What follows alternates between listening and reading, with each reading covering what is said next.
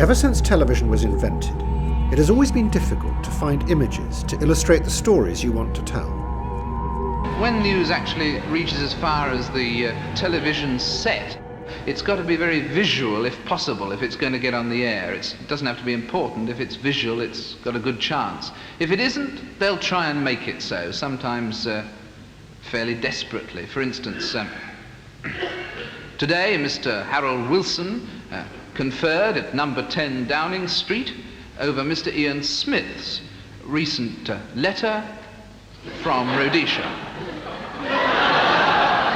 concerning the oil tanker Hoanna 5.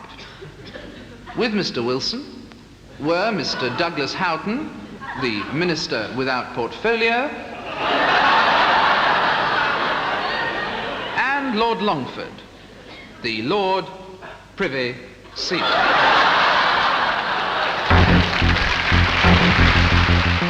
And things haven't changed much. Today, the same, often extremely dull images are used over and over again, until we no longer look at them anymore.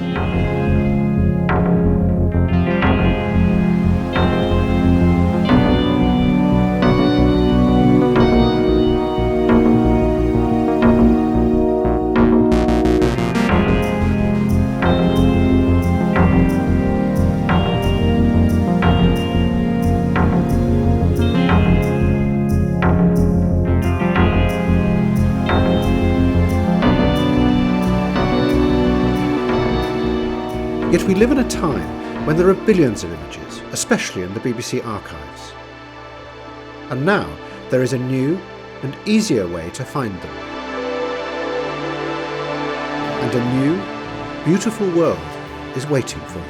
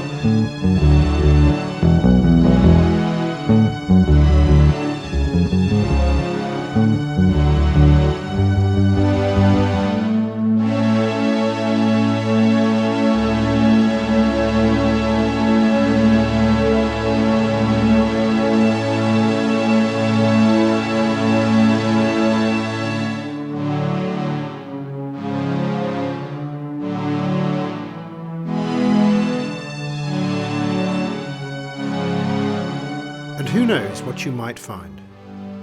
Here is the best piece of film I have ever found in the BBC archive. Caitlin Jenner, Eat Your Heart Out. Well, about a month ago, he developed a rash which he'd had over 12 months ago.